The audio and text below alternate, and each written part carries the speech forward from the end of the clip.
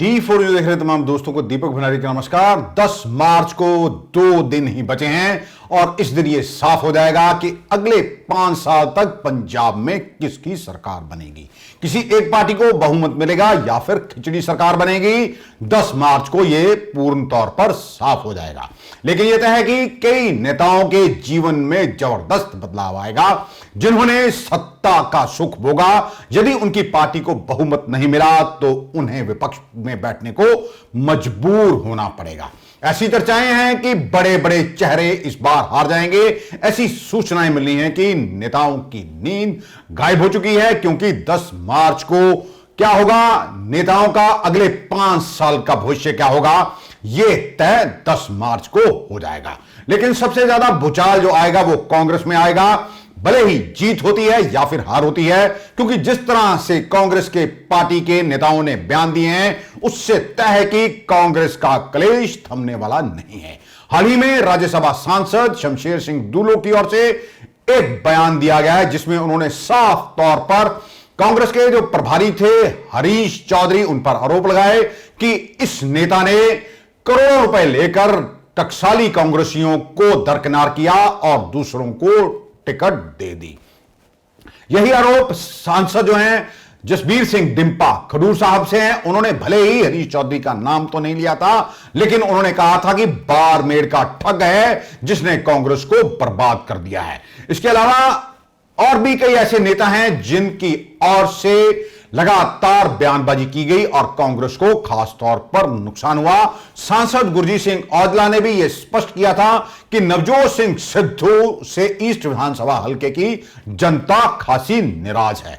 आपको बता दें कि जब यहां पर प्रियंका गांधी आई थी, रोड शो उन्होंने निकाला था नवजोत सिंह सिद्धू के पक्ष में, तो नवजोत सिंह सिद्धू ने औजला को प्रियंका गांधी के समीप तक नहीं फटकने दिया था और बाद में नवजोत सिंह सिद्धू और सांसद गुरजीत सिंह औजला के बीच खासी तकरार भी हुई थी। आपको यह भी बता दें कि औजला ने ही नशे को मुद्दा बनाकर डीजीपी को पत्र भी लिखा था। सांसद जसबीर सिंह डिम्पा जो कि खडूर सभा से सांसद हैं, इस समय नाराज चल रहे हैं क्योंकि उनके भाई और बेटे को टिकट नहीं दी गई। हालांकि पूर्व मुख्यमंत्री राजेंद्र कौर भट्टल भी यह बयान दे चुकी हैं कि आम आदमी पार्टी और कांग्रेस का गठजोड़ हो सकता है, लेकिन इस पर अभी तक कुछ साफ नहीं हो पाया है। हाल ही में रवनीत सिंह बिट्टू का भी एक बयान आया जो कि लुधियाना से कांग्रेस के सांसद हैं। उनका यह कहना है कि बड़े चेहरे इस बार ऐसे हैं जिन्होंने कई उम्मीदवारों के लिए प्रचार ही नहीं किया। यदि कांग्रेस हार जाती है या जीत जाती है, क्लेश तो इसमें रहेगा ही, यह तय है। लेकिन नवजोत सिंह सिद्धू का भविष्य क्या होगा, इस पर भी कई चर्चाएं चल रही हैं। यदि नवजोत सिंह सिद्धू क्या फिर से इस्तीफा देंगे, कांग्रेस में बने रहेंगे, प्रदेश अध्यक्ष रहेंगे या फिर नहीं रहेंगे, यह तो 10 मार्च के बाद ही साफ होगा। यदि कांग्रेस हार जाती है तो यह तय है कि ठीकरा नवजोत सिंह सिद्धू के सर फोड़ दिया जाएगा और यदि कांग्रेस जीतती है तो इसका सारा श्रेय मुख्यमंत्री चरणजीत सिंह चन्नी को मिलेगा और आला कमान इसका श्रेय लेगा। और क्योंकि आला कमान की ओर से ही यह फैसला लिया गया था, जब पूर्व मुख्यमंत्री कैप्टन अमरिंदर सिंह को हटाया गया था तो नवजोत सिंह सिद्धू चाहते थे कि उन्हें मुख्यमंत्री बना दिया जाए, लेकिन आला कमान ने मुख्यमंत्री बना दिया चरणजीत सिंह चन्नी को। इसलिए तय है कि नवजोत सिंह सिद्धू को बलि का बकरा बना दिया जाएगा। ऐसी चर्चाएं चल रही हैं। नवजोत सिंह सिद्धू ही थे जिन्होंने सबसे पहले पंजाब में बदलाव की बात की थी और कहा था यदि ऐसे में हम जनता से वोट मांगने जाएंगे तो हमें कुछ नहीं मिलेगा, क्योंकि जो वायदे करके हमने 2017 में बहुमत हासिल किया था उन वायदों को पूरा नहीं किया था। इसीलिए आलाकमान की ओर से कैप्टन अमरिंदर सिंह को हटा दिया गया था। पंजाब में माफिया राज चल रहा है, इसका खुलासा भी नवजोत सिंह सिद्धू ने ही किया था। नवजोत सिंह सिद्धू ने यह भी कहा था कि नेताओं का आपस में गठजोड़ है, दूसरी पार्टियों के साथ 75 और 25 का खेल यहां पर चल रहा है। यानी कि जिस पार्टी की सरकार बनती है उसके नेता को अवैध काम करने के लिए 75% मिलता है और जो दूसरे विपक्ष में बैठते हैं उन्हें इसके लिए 25% मिलता है। ट्रांसपोर्ट माफिया, रेत माफिया, केबल माफिया और भी भ्रष्टाचार की बात नवजोत सिंह सिद्धू ने कही थी और पंजाब पर 3 लाख करोड़ रुपए का कर्ज हो गया।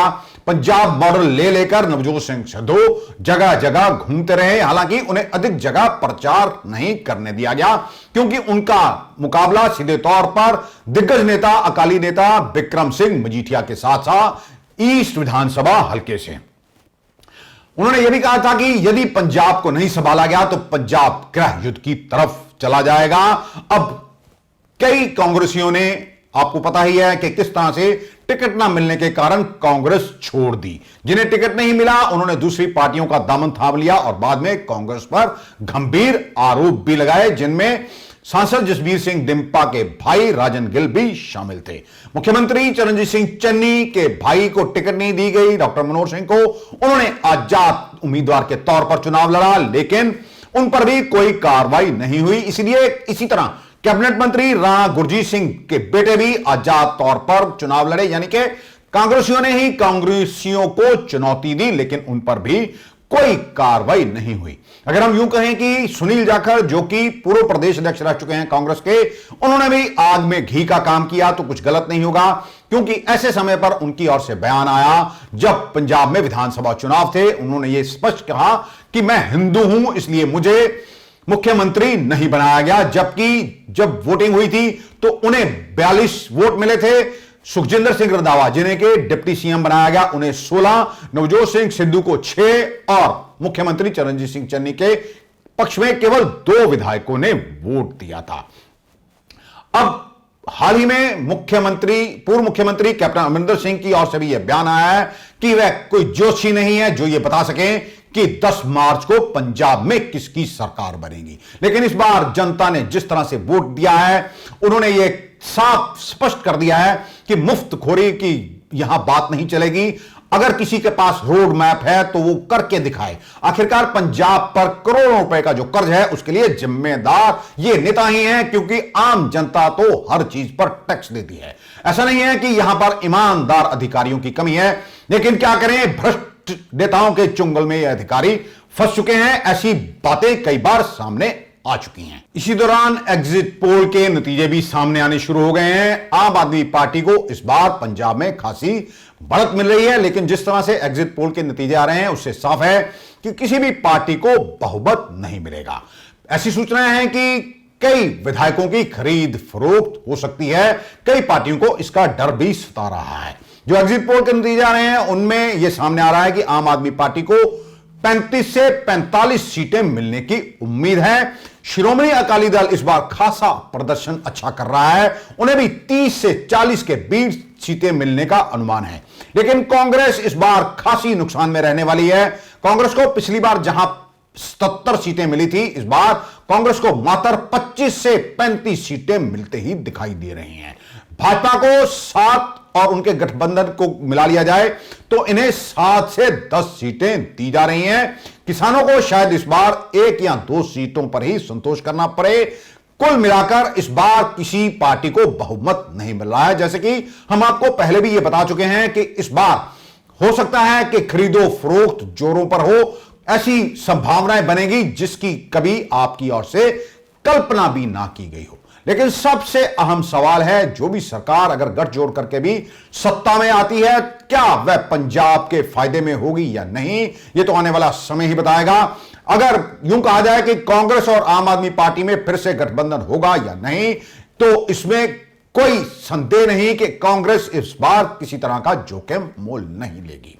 वहीं अगर अकाली दल और भाजपा गठबंधन करता भी है तो जिस तरह से सामने नतीजे एग्जिट पोल के आ रहे हैं, दोनों को बहुमत नहीं मिलता। ऐसे में पंजाब का भविष्य क्या होगा यह भी आने वाला समय बताएगा और इस पर भी राजनीतिक माहिर खासा मंथन कर रहे हैं। पूर्व मुख्यमंत्री कैप्टन अमरिंदर सिंह ने दिल्ली में केंद्रीय गृह मंत्री अमित शाह से बात की और उन्होंने एक सवाल के जवाब में यह कहा, मैं कोई पंडित नहीं हूं जो चुनाव को लेकर भविष्यवाणी कर सकूं। जहां तक चुनाव लड़ने का सवाल है तो मैं कह सकता हूं कि मेरी पार्टी ने अच्छा किया, हमारी सहयोगी भाजपा ने भी अच्छा चुनाव लड़ा। अब नतीजों के दिन पता चलेगा कि पंजाब में क्या होता है। उन्होंने यह भी कहा कि गृह मंत्री अमित शाह के साथ उनकी यह बैठक कोई राजनीतिक नहीं थी। बैठक में उनके साथ सामान्य चर्चा हुई है, ना कि चुनावों पर कोई बात हुई। खासतौर पर पंजाब के विषयों पर उनकी चर्चा हुई है। पंजाब में विधानसभा के जो चुनाव हुए हैं 20 फरवरी को, उनके नतीजे 10 मार्च को आने हैं। इस दिन साफ होगा कि पंजाब में अगले 5 साल तक कौन राज करेगा। डिटेल बातें करेंगे जब एक बार रिजल्ट आ जाएंगे। सिडको ਦਾ ਮੁੱਦਾ ਪੰਜਾਬ ਚ ਉਛਲਿਆ ਹੋਇਆ ਹੈ, ਇਸ ਤੇ ਗੱਲਬਾਤ ਕੀਤੀ ਤੁਸੀਂ? नहीं ये नहीं की थी, लेकिन मैं चिट्ठी लिखी है प्राइम मिनिस्टर को on BBMB and also on Chandigarh. Chandigarh की साड़ी अंडरस्टैंडिंग सी जो 1966 डिवीजन हुई है कि 60% will be from Punjab and 40% from Haryana.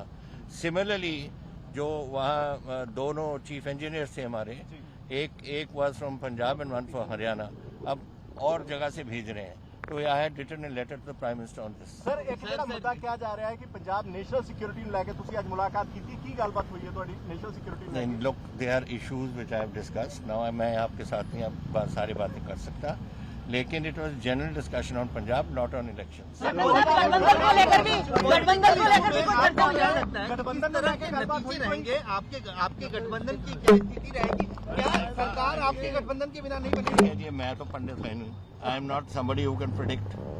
इतना है कि हमारी पार्टी ने we have done well and BJP has done well and let us see what happens. Meghalaya में भाजपा के नियुक्त राज्यपाल सत्यपाल मलिक ने एक बार फिर एनडीए की सरकार पर हमला किया।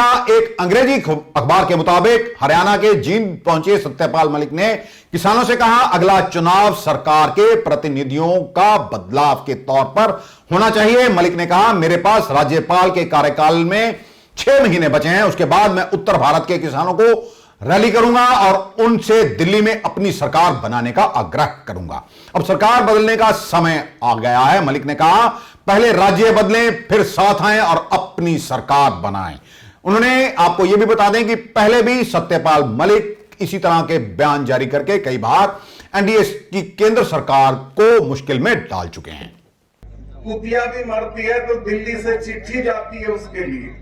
हमारे 700 लोग मर गए, कोई किसी तरह का संवेदना का खत नहीं गया। जब मैं इस बात से बहुत दुखी हुआ तो मैंने तय कर लिया कि मैं गवर्नरशिप छोड़ दूंगा और मैं इनके साथ लड़ाई में शरीक होऊंगा। मैं ये बात बताने के लिए, मैं नाम नहीं बताऊंगा, मेरे दोस्त हैं जो मिनिस्टर हैं इसी सरकार में, उनके पास गया कि साहब मैं तो छोड़ रहा हूं। उसने कहा, बेवकूफी मत करना, इनके लिए बोल, इनके लिए लड़, इनके धरने पे बैठ, लेकिन छोड़ना तब जब तुम्हें ये कहे दिल्ली वाले कि छोड़ दो, उससे पहले मत छोड़ना। ठीक है। तो मैं प्रधानमंत्री से मिलने गया और मैंने उनसे कहा कि साहब पता नहीं आपको शर्म आती है कि नहीं, मुझे तो बहुत शर्म आती है कि हम पदों पे बैठे हैं और हमारे पुरखे वहां बैठे हैं और उनके साथ क्या क्या हो रहा है। पंजाब में 20 फरवरी को 117 सीटों पर हुए विधानसभा चुनावों के बाद 5 राज्यसभा सीटों के चुनाव होने जा रहे हैं। भारतीय चुनाव आयोग की ओर से इस संबंध में नोटिफिकेशन भी जारी कर दिया गया है। देश भर में कुल 13 राज्यसभा सीटों के लिए नोटिफिकेशन जारी किया गया है। इनमें पंजाब में 5, केरल में 3, असम में 2, हिमाचल और नागालैंड में 1-1 सीट शामिल है। आपको यह भी बता दें, 9 अप्रैल को पंजाब की सभी 5 राज्यसभा जो सदस्य हैं, 6 साल का कार्यकाल उनका खत्म हो जाएगा। इनमें जो सांसद हैं वह हैं सुखदेव सिंह ढींढसा, नरेश गुजराल, श्वेत मलिक, प्रताप सिंह बाजवा और शमशेर सिंह दुल्लू। इन्हें वर्ष 2016 में राज्यसभा का सदस्य बनाया गया था। पंजाब में कुल 7 राज्यसभा सीटें हैं। पंजाब की वर्ष 2017 की विधानसभा को राज्यसभा के किसी भी सदस्य को चुनने का मौका नहीं मिला था, क्योंकि राज्यसभा के चुनाव 2016 में हुए थे। यह पहली बार होगा जब पंजाब में आम आदमी पार्टी को भी राज्यसभा में वोट करने का मौका मिलेगा। अकाली नेता सुच्चा सिंह छोटेपुर ने कहा है कि 10 मार्च को चुनावों के नतीजे आने के बाद ही पता चलेगा कि शिरोमणि अकाली दल, बादल और भाजपा में गठबंधन होता है या नहीं। आपको बता दें कि वह श्री हरमंदिर साहब में माथा टेकने के लिए पहुंचे थे। ਧੜਕਣਾ ਬੜੀਆਂ ਬੈਲੈਂਸ ਨੇ, ਨਾ ਕਦੀ ਵਧੀਆਂ ਨੇ ਨਾ ਕਦੀ ਘਟੀਆਂ ਨੇ। ਜੋ ਕੁਝ ਵੀ ਹੋਊਗਾ ਸੱਚੇ ਪਾਤਸ਼ਾਹ ਦੇ ਭਾਣੇ 'ਚ ਹੋਣਾ। ਬੜੀ ਦਿਆਨਤਦਾਰੀ ਨਾਲ ਕੰਮ ਕੀਤਾ ਦਿਨ ਰਾਤ, ਔਰ ਪੂਰਨ ਭਰੋਸਾ ਵੀ ਗੁਰੂ ਰਾਮਦਾਸ ਸੱਚੇ ਪਾਤਸ਼ਾਹ ਮਿਹਨਤ ਦਾ, ਇਮਾਨਦਾਰੀ ਦਾ ਰਿਜ਼ਲਟ ਜ਼ਰੂਰ ਬਖਸ਼ਿਸ਼ ਕਰੇਗਾ। ਇੱਕ ਪਾਸੇ ਅਕਾਲੀ ਦਲ ਸਰਕਾਰ ਬਣਾਉਣ ਲਈ ਕਹਿ ਰਿਹਾ ਕਿ ਸਾਡੀ ਸਰਕਾਰ ਬਣੀ ਹੈ, ਵੱਡੀ ਜਿੱਤ ਪ੍ਰਾਪਤ ਹੋਏਗੀ। ਆਮ ਆਦਮੀ ਪਾਰਟੀ ਵੀ ਦਾਅਵਾ ਕਰਦੀ ਹੈ ਕਿ ਸਰਕਾਰ ਦੇਖੋ ਦਾਅਵਾ ਕਰਨਾ ਤਾਂ ਸਾਰਿਆਂ ਦਾ, ਜਦ ਤੱਕ ਰਿਜ਼ਲਟ ਨਹੀਂ ਆਉਂਦਾ। ਹਰ ਇੱਕ ਜਿਹੜੇ ਆਜ਼ਾਦ ਵੀ ਲੜਦੇ ਉਹ ਵੀ ਦਾਅਵਾ ਕਰਦੇ ਆ, ਜਿਨ੍ਹਾਂ ਨੂੰ ਪਤਾ ਹੁੰਦਾ ਵੀ ਨਹੀਂ ਵੋਟ ਪੈਣੀ ਉਹ ਵੀ ਦਾਅਵਾ ਕਰਦੇ ਆ। ਦਾਅਵਾ ਕਰਨਾ ਤਾਂ ਹਰ ਇੱਕ ਬੰਦੇ ਦਾ ਹੱਕ ਆ, ਪਰ ਵਡਿਆਈ ਸੱਚੇ ਪਾਤਸ਼ਾਹ ਨੇ ਬਖਸ਼ਿਸ਼ ਕਰਨੀ ਹੈ ਔਰ ਸਾਨੂੰ ਪੂਰਨ ਭਰੋਸਾ ਵਾ ਕਿ ਪਰਮਾਤਮਾ ਮਿਹਰ ਕਰੇਗਾ। ਸ਼੍ਰੋਮਣੀ ਅਕਾਲੀ ਦਲ ਨੂੰ ਕੇਂਦਰ ਦਾ ਜਿਹੜਾ ਭਾਗੜਾ ਵੱਡੀ ਲੀਡ ਜਿਹੜੀ ਆ ਉਹ ਪਰਮਾਤਮਾ ਬਖਸ਼ਿਸ਼ ਕਰੇਗਾ, ਸਰਕਾਰ ਬਣੇ। ਕੇਂਦਰ ਦਾ ਜਿਹੜਾ ਭਾਗੜਾ ਦੇ ਨਾਲ ਜਿਹੜਾ ਇਸ ਮੌਕੇ ਤੇ ਦੇਖੋ ਸੈਂਟਰ ਨੇ ਤਾਂ ਹਮੇਸ਼ਾ ਪੰਜਾਬ ਦੇ ਨਾਲ ਬੇਇਨਸਾਫੀ ਕੀਤੀ ਹੈ, ਚਾਹੇ ਸਰਕਾਰ ਕਾਂਗਰਸ ਦੀ ਸੀ ਚਾਹੇ ਬੀਜੇਪੀ ਦੀ ਸੀ।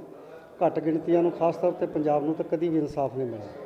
ਉਹਦੇ ਵਾਸਤੇ ਤਾਂ ਜਦੋਜਹਿਦ ਕਰਨੀ ਪੈਣੀ ਹੈ, ਸਾਰੇ ਪੰਜਾਬੀਆਂ ਨੂੰ ਇਕੱਠੇ ਹੋਣਾ ਪਊਗਾ ਔਰ ਅਸੀਂ ਇਕੱਠੇ ਹੋ ਕੇ ਹੀ ਆਪਣੇ ਹੱਕ ਜਿਹੜੇ ਲੈ ਸਕਦੇ ਹਾਂ। ਅੱਜ ਤੱਕ ਜੋ ਕੁਝ ਵੀ ਪੰਜਾਬ ਨੇ ਲਿਆ ਵਾ ਸੰਘਰਸ਼ ਨਾਲ ਲਿਆ ਵਾ। ਪੰਜਾਬੀ ਸੂਬਾ ਬੋਲੀ ਦੇ ਆਧਾਰ ਤੇ ਬਣਿਆ ਸੀ। ਸਾਰੇ ਹਿੰਦੁਸਤਾਨ 'ਚ ਕਿਸੇ ਨੂੰ ਸੰਘਰਸ਼ ਕਰਨ ਦੀ ਲੋੜ ਨਹੀਂ ਸੀ ਪਈ। ਆਪਣੇ ਬਜ਼ੁਰਗਾਂ ਨੂੰ ਪੰਜਾਬੀ ਸੂਬਾ ਬਣਾਉਣ ਵਾਸਤੇ ਹਜ਼ਾਰਾਂ ਦੀ ਤਾਦਾਦ ਵਿੱਚ, ਲੱਖਾਂ ਤਾਦਾਦ ਵਿੱਚ ਗ੍ਰਿਫਤਾਰੀਆਂ ਦੇਣੀਆਂ ਪਈਆਂ ਸੀ, ਸੈਂਕੜੇ ਸ਼ਹੀਦ ਹੋਏ ਸੀ, ਫਿਰ ਜਾ ਕੇ ਪੰਜਾਬੀ ਸੂਬਾ ਬਣਿਆ ਸੀ।